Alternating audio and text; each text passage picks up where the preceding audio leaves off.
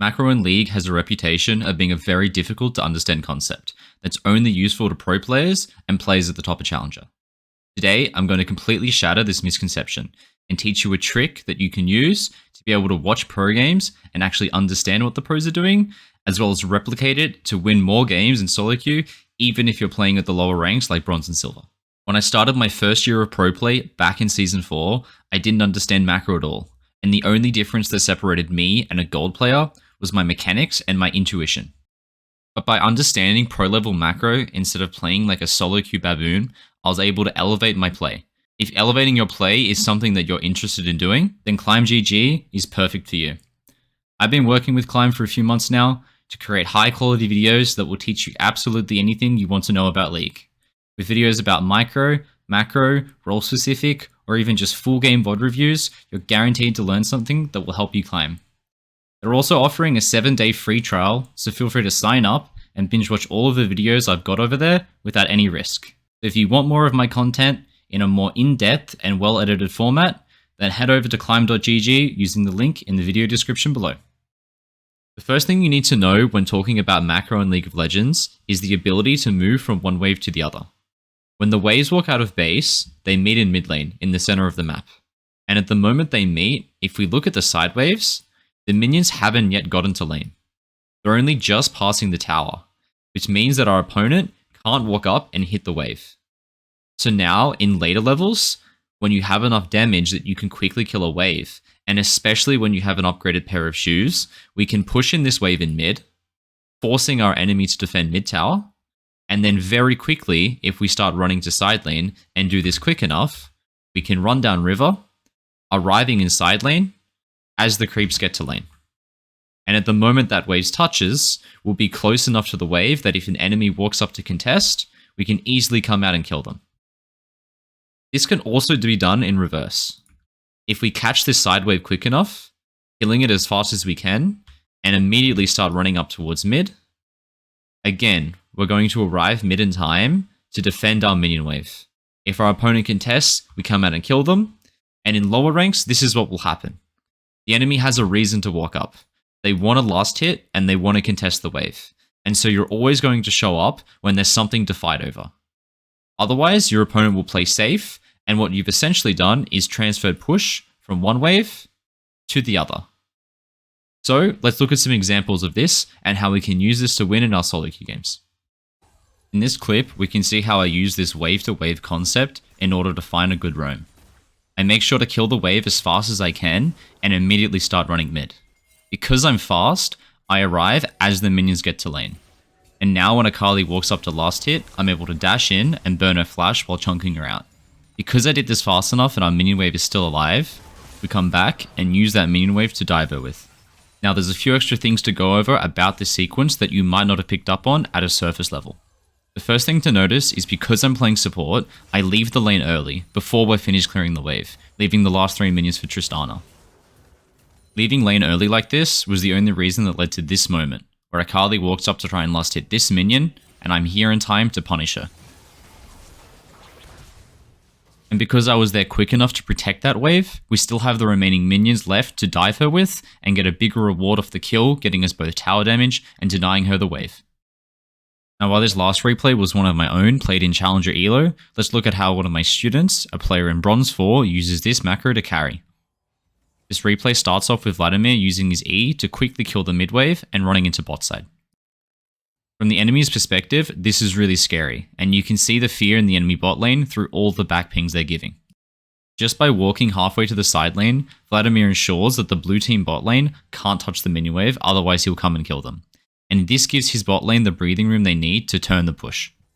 Now that Vladimir has transferred his push into bot lane, he comes back to mid, killing the next wave again as fast as possible before again leaning into bot side. And now it all finally comes together.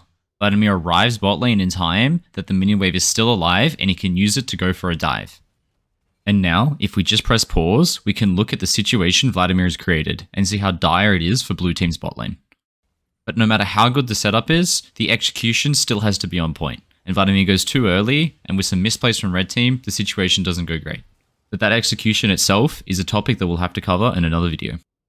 This wave-to-wave concept works not only for aggressive plays like dives, but also for defensive ones. In this replay of the recent LEC Grand Finals, we can see this in action. Cassio pushes in mid-wave and then walks into bot side as she senses a bot lane dive coming. And at the moment that wave crashes into bot lane tower and the dive starts, she's only seconds away from being there. In this case, Cassio was slightly too late to save her bot lane because it was early in the game and she didn't have enough wave clear or mobility, but she was still able to catch one kill on the back end. In these recent examples, we've really focused on mid lane, and that's for good reason. Whilst you can use this wave-to-wave macro originating in either bot or top, there's only one direction you can take it, as you can only transfer your priority into an adjacent lane, and in side lanes, that only means mid. But in mid lane, if you take push here, you can go either direction, transferring your priority into either bot or top lane, using it for attack and defense. And this is the big reason why you put your bot lane mid after tower plating goes down. Having more people in mid gives you mid priority, and with mid priority, we can choose what side of the map we want to attack or defend. So now we're going to look at an example of this. This sequence starts out like all the others that we've watched today, with Malzahar getting on his wave and killing it as fast as possible. But now if we look at the map, we have a choice. Now to defend our bot lane from this gank, or we can go top lane where the wave is still alive and use it to dive Gragas. In this case, Malzahar opts for the dive, going top lane and making the more aggressive play. The result of this is that the enemy bot lane gets a kill, which is sad, but making the more aggressive play is usually better, especially with this kind of macro, because you're also denying waves from the enemy and you have minions to take the tower with. Another thing to mention is Malzahar's decision to go top was a good one, because that's where his jungler Lee Sin was pathing to. And using this macro to go to the side of the map where you have more teammates is usually beneficial, unless you're so strong you just don't care. Now finally, let's put together everything we've learned today to show exactly how to use this to win in your solo queue games, regardless of the rank. In this replay, we're playing in bronze, and when Kai'Sa respawns, she makes the genius decision to go bot lane and share farm with her mid laner, rather than catching this massive wave in mid lane. This obviously isn't the right thing for her to do, but at this elo, we have to be able to play with teammates who make decisions like this. But the one good thing about having teammates like this who refuse to farm is it opens up the ability to use the wave-to-wave concept to farm in 2 lanes at once. Vladimir here quickly kills the wave in bot and runs mid. Instead of sharing farm with Kai'Sa, he catches a second wave on mid lane, farming in 2 lanes in just 30 seconds. Everything that we've discussed in today's video becomes a whole lot easier once we've taken our first tower. By taking the first tower, it allows us to start hitting the enemy minion wave further up in the lane. And this saves us a precious few seconds rather than having to wait for that wave to come to us. And these few seconds matter. It means that you're guaranteed to make it into the adjacent lane in time to protect the wave. And doing this, we can very easily cascade one tower into another. And this is something you'll see done in pro play a lot of the time. When we get the tower in the side lane, instead of ignoring that lane completely because there's no objective, we instead deploy back there and push the wave as far as you can. And when we catch the next wave, we can catch it 10 to 15 seconds earlier, ensuring that when we do rotate into mid and use this wave-to-wave concept, we are guaranteed to make it in time to contest the mid wave and cascade one tower into another. So next time you go into a solo queue game, try to remember this. The mid and the side waves are staggered, meaning if you catch the wave in your lane quick enough, leaving early if necessary, you'll be able to make it to the adjacent wave in time to defend it.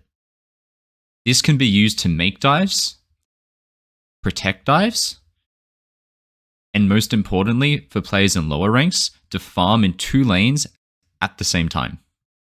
Thank you so much for watching. Be sure to leave a like and subscribe if you enjoyed the video. And be sure to go check out my Metafy linked in the description where you can get a free 30-minute coaching session with me.